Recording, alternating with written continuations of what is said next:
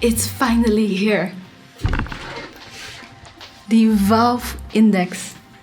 And I don't know about you, but I really like its glossy front and its overall design. It reminds me of a cute little robot like Eve from the movie WALL-E or something. This video is going to be all about this headset. We'll give you our first impressions on everything we noticed straight away, and we'll share some first-hand tips. The full review will come after using it for about 2 weeks, so consider subscribing if you haven't yet to see more VR videos like this one. But first, as usual, let's start with an introduction and quick unboxing.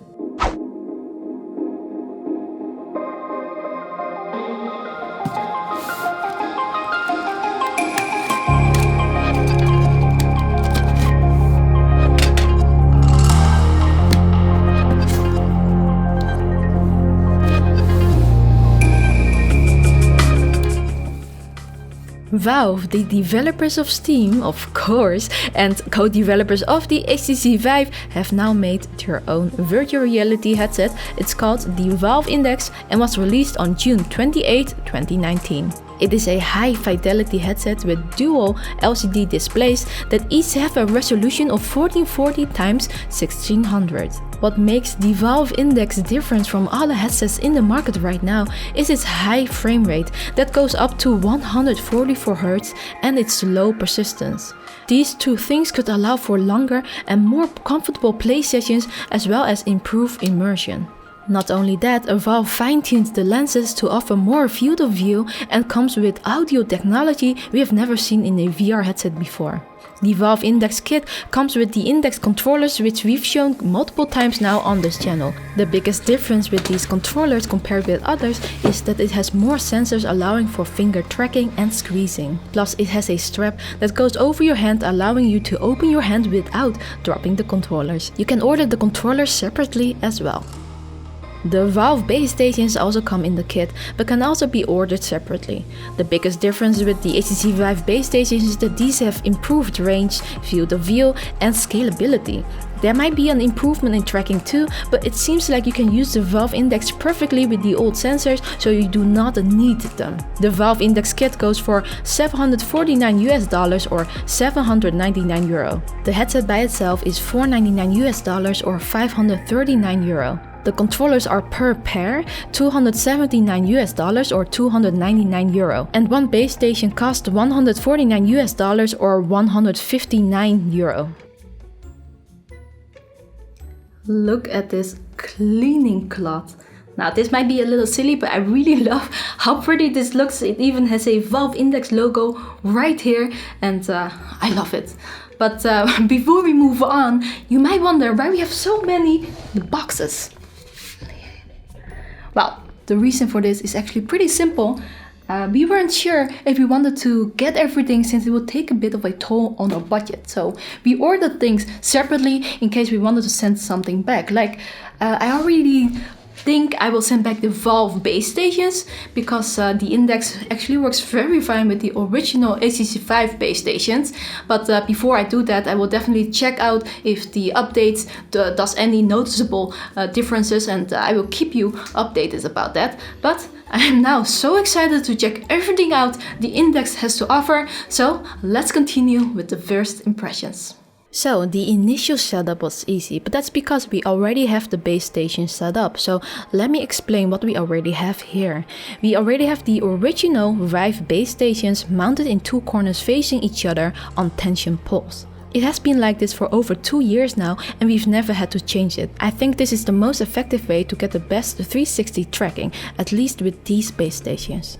I'm going to test out the Valve Index using the original base stations first to see if it all works right. So all the gameplay you will see in this video will all be with the base stations 1.0. I will test out the Valve base stations too to see if there is any difference outside of the new design later. Having base stations set up already made this setup very easy. If you do not have any base station set up yet, it will take you at least 30 minutes longer. For us, it was just plugging the Index using the provided USB 3.0 and DisplayPort cables. What's different here is that the Index has a power cable attached on the same cable that you need to plug in an electrical socket. I like this since you don't need an extra box for this now. Then all I did was start Steam and Steam VR. Steam VR asked for an update for the headset. I waited for that to finish, paired the controllers, and it had display immediately. I did have an issue with the index audio. It wasn't recognized at first. To solve that, I plugged the USB cable in a different port and restarted the PC. I still did not see anything until I started Steam VR, and then it started working. I'm guessing this was a USB bandwidth problem on my PC. To increase the field of view, you have to turn this knob here so that you can move the lenses closer to your eyes. This increases the FOV and it is definitely noticeable. I can still see the black borders and the FOV is not as wide as the Pimax, but it's a good difference with the other headsets. It might not feel a lot at first, but if you try switching to a lower FOV headset like the Oculus Quest, then you'll notice the difference a lot more. First thing I noticed when I put on the headset was that user interfaces and text are really sharp. It's like the Pimax, except the Pimax has distortions at the edges, but the Index does not have this at all. The screen door effect has improved a lot.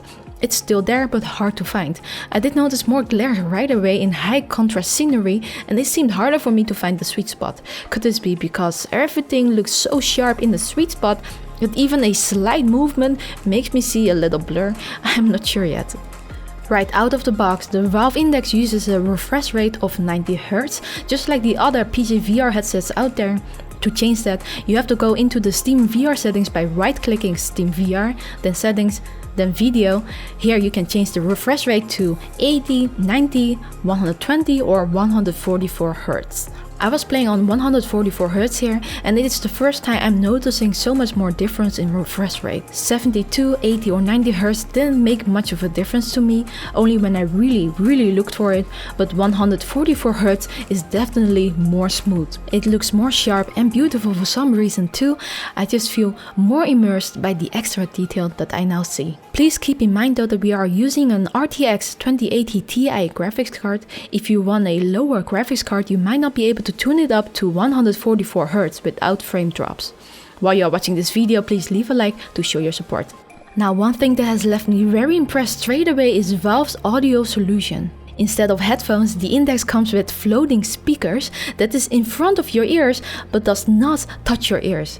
It uses some kind of directional sound that enters your ears only. This is so well made that when you have the sound loud enough for the VR player, nobody else around you hears the sound. This is strange but amazing technology. We notice that you can only hear something if you turn it really loud, but almost uncomfortable loud. Because of this off-ear solution, the positional sound is actually really good. The sound really does appear to come from the environment around you rather than from inside your head. It is loud too. I put the sound slightly under 50% and it's enough.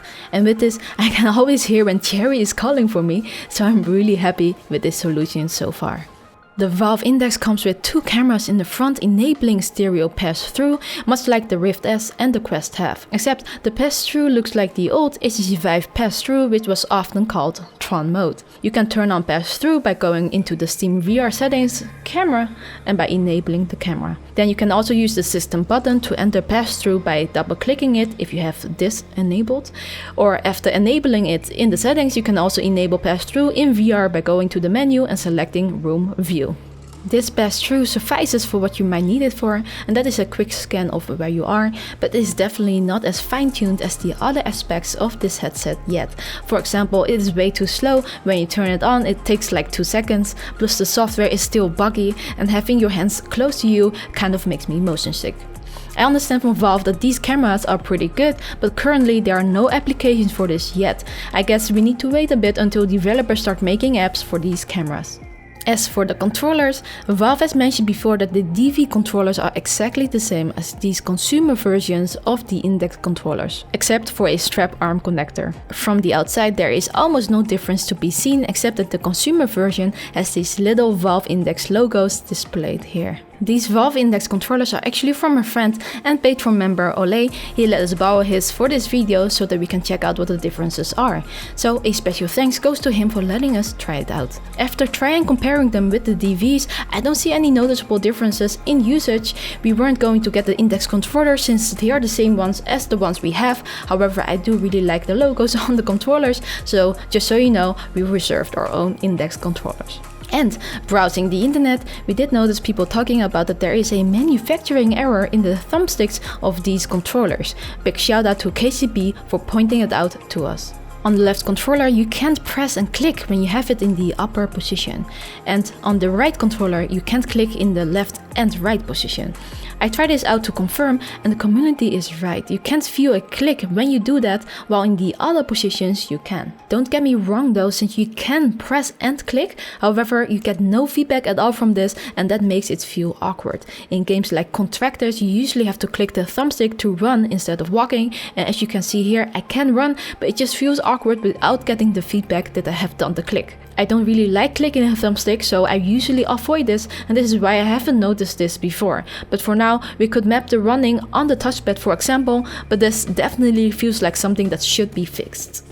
As for comfort, the headset actually feels super nice on the head. I've always said it before, comfort is very personal, but I do think this headset strap is going to fit a lot of different heads. It is just well balanced and great design in my opinion. I will need to play for longer play sessions to give you my final say on this. One last thing we notice is that this cover is magnetic, which is a nice change from the other headsets, as it's so much easier to replace this or clean it if you need. And you get extra padding for the back of the strap, and it is thick, so putting it there definitely makes the headset more comfortable, and I'm guessing people with smaller heads will be happy with this. So yes, so far so good. It is a good headset, but there is one big downside right now. It is a very expensive one. Right now I am not sure if the upgrades are worth the price over the much cheaper Rift S. But to give you my final say on this, I will have to try out this headset for a way longer time. So stay tuned for that final review. Please let us know down below in the comments if you have any questions about this headset, anything that you would like us to check out. We will take it into account for our final review, so definitely put it down there. And a special thanks goes to our right-hand patron, artArmin, and a special shout out goes to his Patreon page as well. Everyone, thank you so much for watching once again, and as always, VR on. It's finally here, the Valve Index, and I think it's, no, consider subscribing if you haven't yet to join my rates are worth the price over the much cheaper again.